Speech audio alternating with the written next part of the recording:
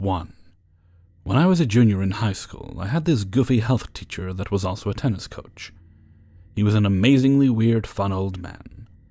One of his legs was shorter than the other, he walked with a cane, and had a good outlook on life. He also sporadically, through the years, would climb up onto the desk and sing a song about hemorrhoids. But this story is not about him, but his son. Let's call him Bob. Bob was older, and until that fateful day when the goofball teacher said, "My son needs to go out on a date. Any of you ladies interested?" I had not known him. I told him after class I would. I really should have not. I didn't even think it was weird that a teacher was being his 23-year-old son's wingman, which is very, very weird and inappropriate. Ah, the ignorance of youth. A short time after that day, I got a phone call from Bob. We chatted for a while and started planning on the date. I can honestly tell you that it was so boring I can't even tell you where we went, just that it was dinner in the big city about 40 miles from our small town. We chatted throughout and went back to my house. Stupidly, I accepted his advances and slept with him. Yes, I was sexually active as a teen. Some I wish had never happened, this one included. Now, after this happened, in his mind we were dating. For weeks he called me every day. Would watch me leave school because his house was right next to the high school on a cul-de-sac. It was not super annoying at first, it was sort of flattering. I mean, I was a super cute teenager. Size 0 to 1, 5'2"-ish, long dark hair, tan skin, native side, and a relatively nice kid, but for some reason the local boys didn't like me too much. Some say, now that we're older, that I was intimidating. Others said it was because my mom was a cop. A few just said they thought I was weird. Anyway, like I said, the constant calls and creeping was sort of flattering, because I wasn't used to it, but it got annoying fast. He started calling late in the evening, making my mother angry. House rule, no calls after 8 p.m. He called at 9 p.m., 10 p.m., and even close to 12 a.m. I got into trouble, and she told me he is not welcome to call me anymore, because he doesn't respect her rules. He started following me and my friends around our small town, driving past my house and my friend's house if I was there. According to my next-door neighbor, he even sat across the street from my house on the curb for over an hour in the middle of the night. My neighbor would wait for her husband to come home from work at night, and would go out on her front porch to smoke and have a cup of coffee. I would visit one of my guy friends that lived kitty corner from him, and Bob would stand out in his front yard and just stare at us as we chatted on his front porch. After that, I finally called him to tell him, "Okay, Bob, yes, we went out on a date. Yes, we had sex. But you have got to stop following me around and all the other creepy stalker shit you're doing. Go find yourself someone your own age.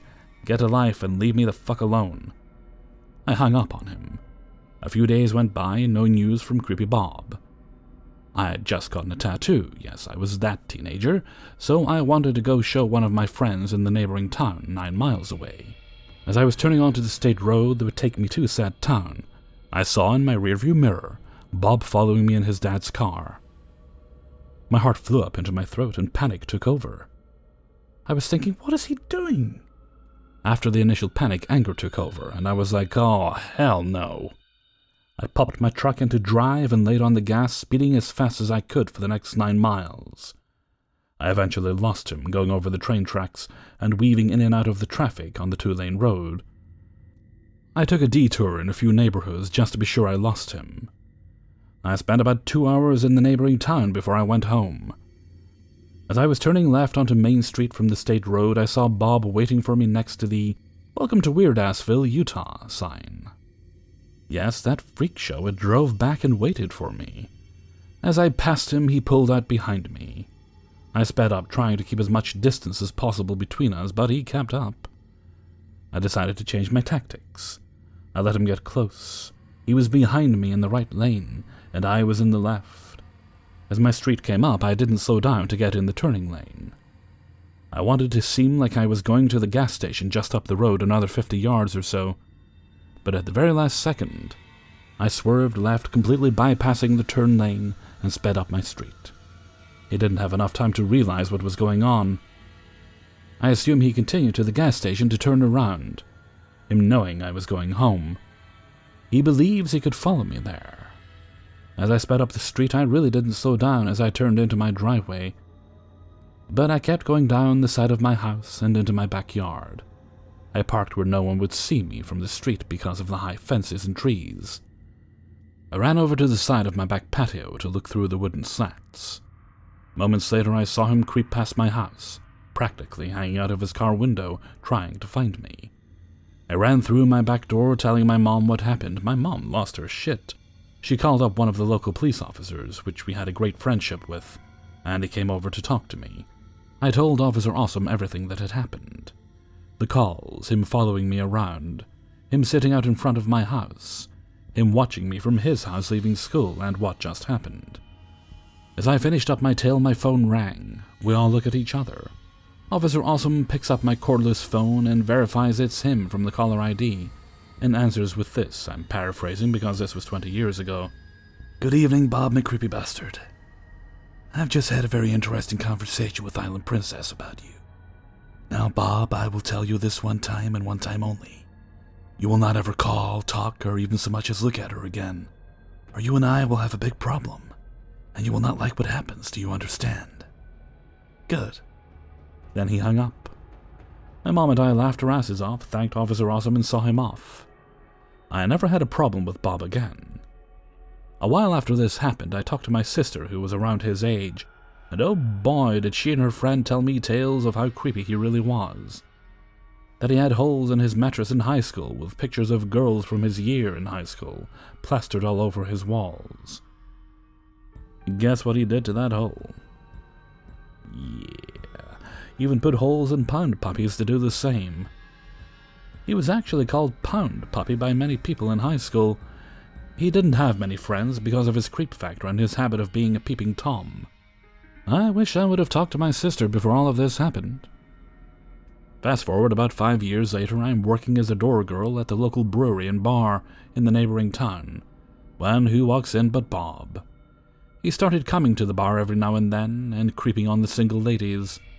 Around the same time, and every time I saw him there, one of the ladies would get slipped something in their drinks.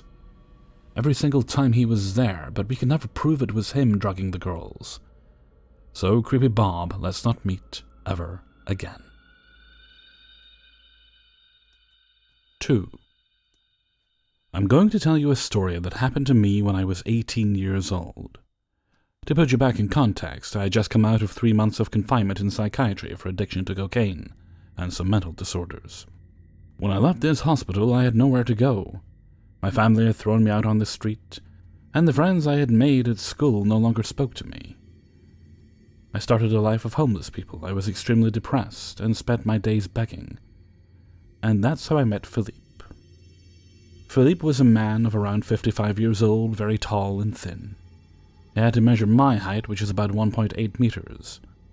He approached me. I was sitting on the street near a supermarket. He told me that he knew my name, that he knew I had just left the hospital.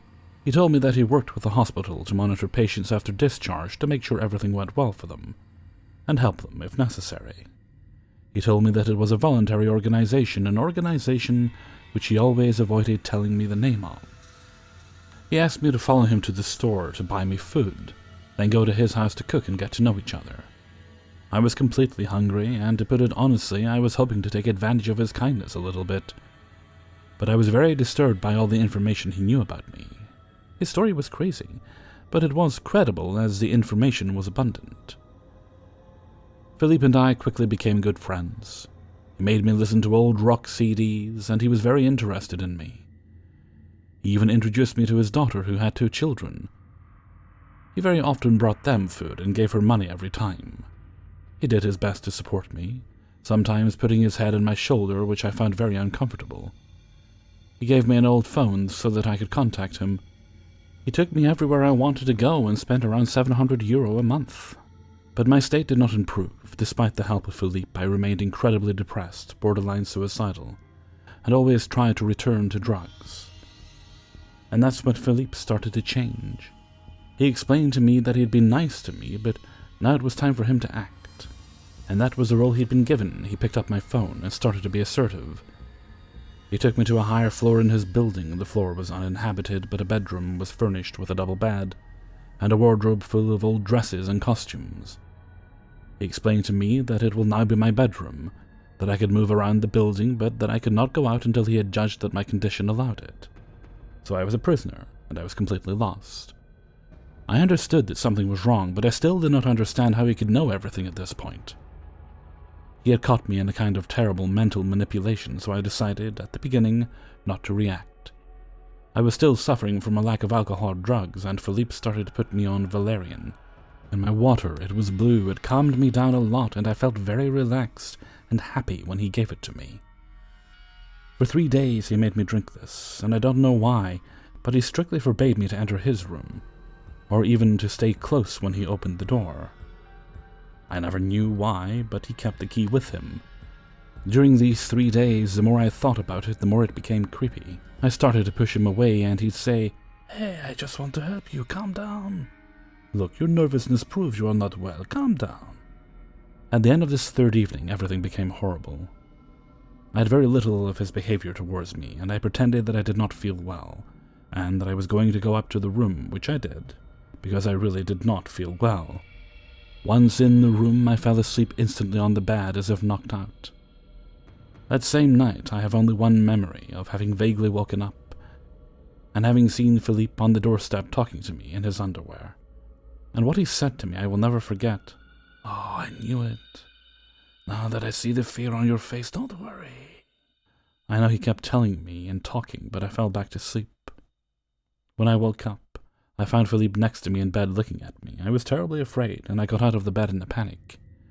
He interposed himself between me and the door, and he told me that he had come to comfort me sleeping, because he had seen that I was afraid during the night.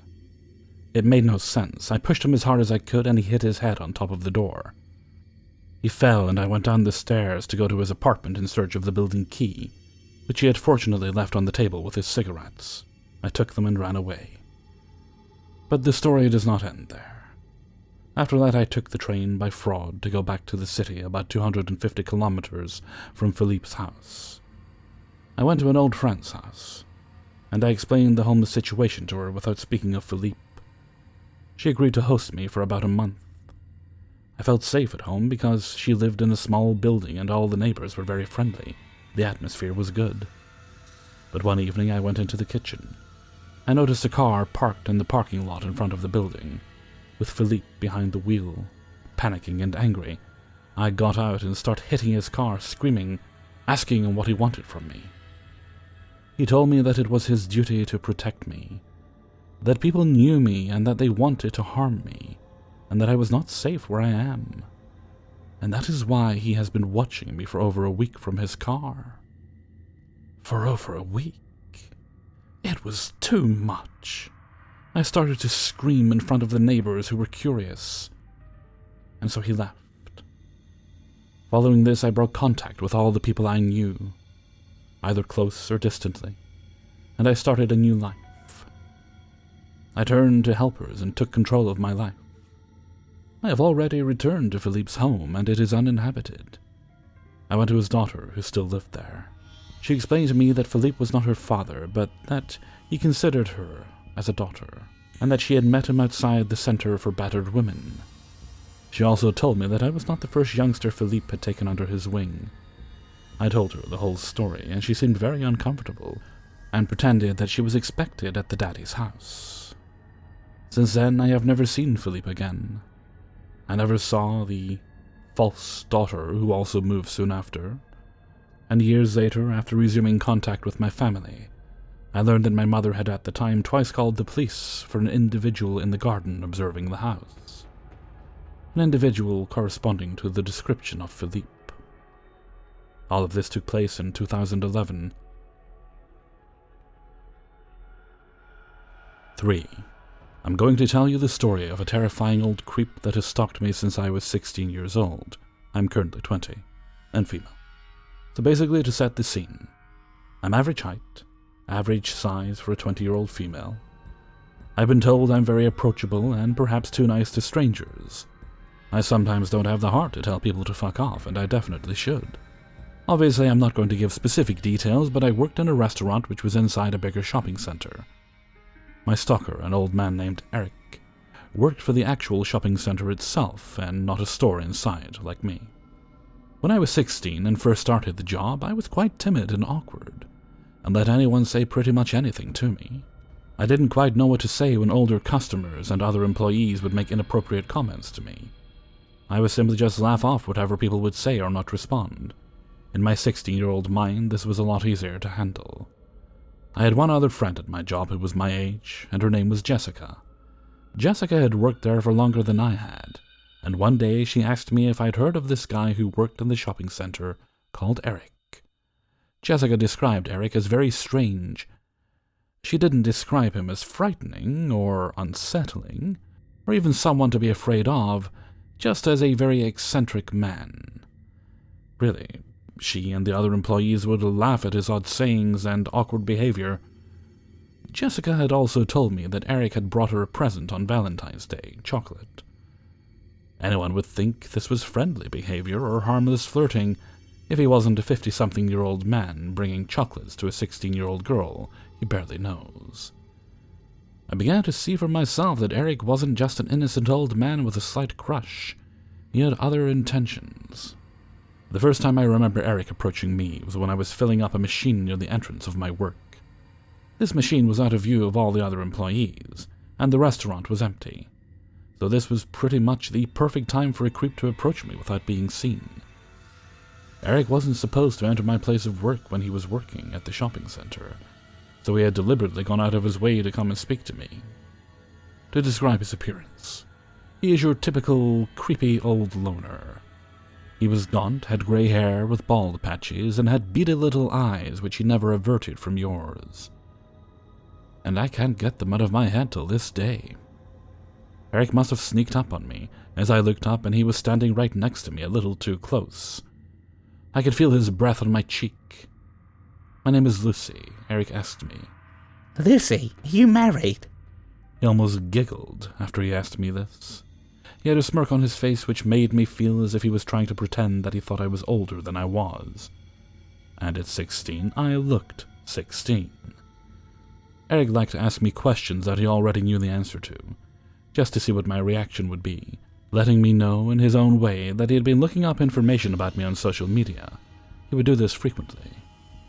I began to clock on to the fact that Eric had been going a little further than just approaching me at work, and instead stalking my social media accounts in the weeks following this first encounter, such as Twitter and Instagram, when he began asking me very specific questions about things I had posted about in the days before. For example, I had posted on Instagram about a tattoo I got, which was in homage to my favorite band. I was serving a customer one day, only to be interrupted by a shrill but quiet voice. It was Eric. His eyes were huge, and he had a look of pure excitement and menace on his face. He had yet again entered my workplace when he wasn't supposed to, just to talk to me. He asked me, "Lucy, what's your favourite Four-Star Mary song?"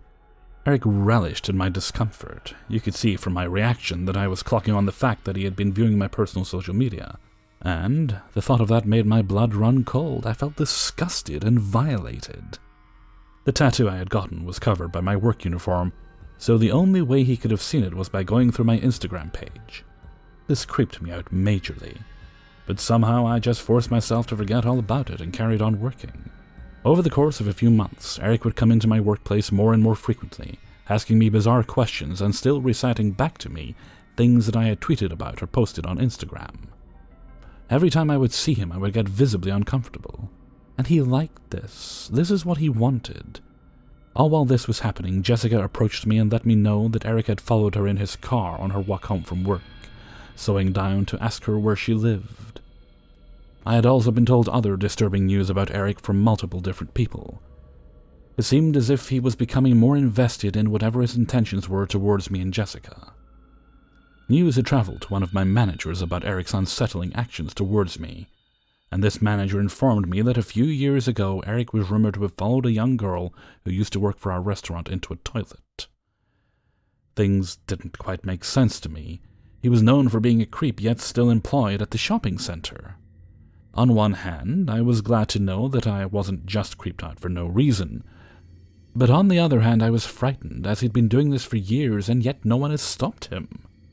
Anyways, there was a woman who worked at the same place, called Rebecca, and she had some sort of disability which caused her to befriend and be trusting to people without knowing anything about them.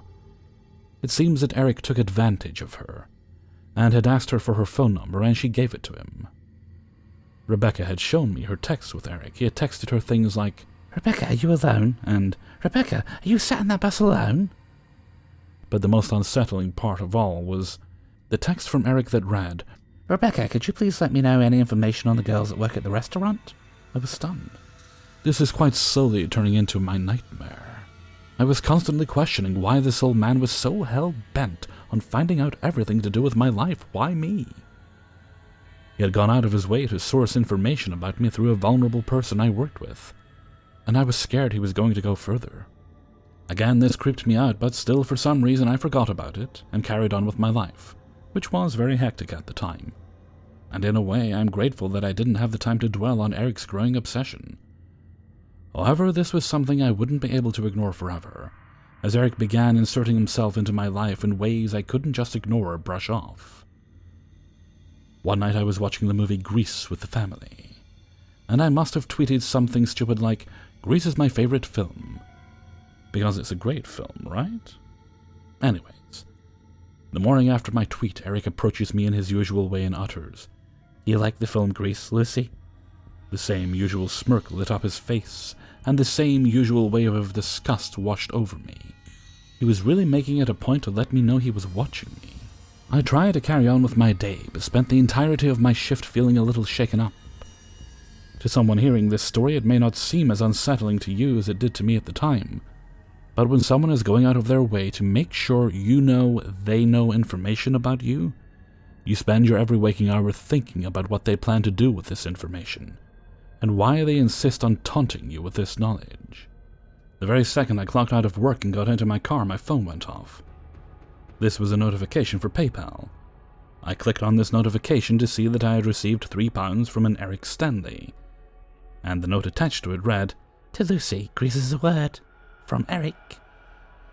He literally found my PayPal account and sent me £3 with a quote from the movie attached to it.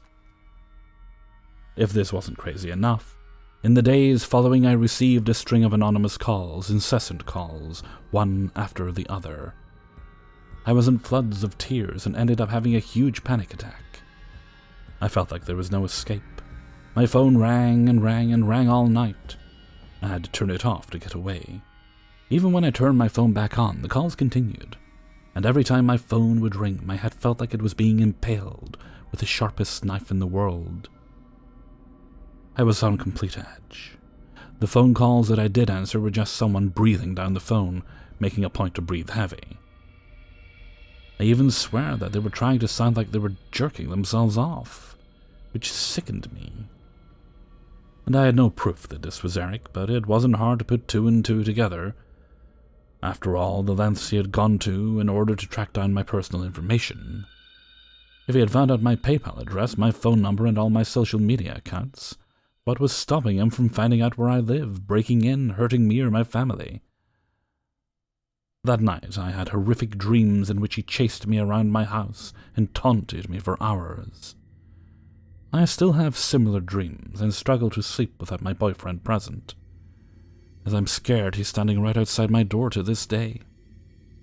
I reported Eric to my managers, and they passed my complaint on to the managers of the shopping center. At this point I was genuinely scared for my safety. Multiple girls added on to my statement, and added details of times they had witnessed Eric's unsettling behavior, or times he had been inappropriate with them too. Eric had been cautioned by the shopping center's management, yet nothing was done, except the fact that he was warned not to talk to me. Eric found ways around the no talking to Lucy rule. He would make animal noises at me when he would see me, like a monkey or a dog or any bizarre noise that would get my attention. I think he wanted me to think that he had outsmarted me, found a way around the rules. After this, I stopped working at the restaurant as a full-time job, and saw Eric less and less, which was obviously great for me. I moved cities away for university and made new friends which distracted me from my old life in my hometown. I still thought about Eric every now and then, and when I focus on it for too long, I can't be alone, out of fear that he is still keeping tabs on me. The thought of that terrifies me. After moving away and starting my new life, I forgot all about the twisted little man who used to obsess over me at my old job. I forgot he existed, but I was soon going to remember. On Christmas Day, I was back in my hometown with my parents. My phone buzzed, and I expected it to be just another message from a friend or family member, but I was wrong. I received a notification from PayPal, and it was in the exact amount of £3. Not only from Eric this time, but from a girl whose name I didn't recognize at all. I opened up the PayPal app only to see a note attached to this payment I had received. The note said, "Sending on behalf of Eric." My blood ran cold again. I had forgotten all about this man and all he had done to make me feel unsafe and unsettled, and here he was again, antagonizing me. Yet this time doing it through other people.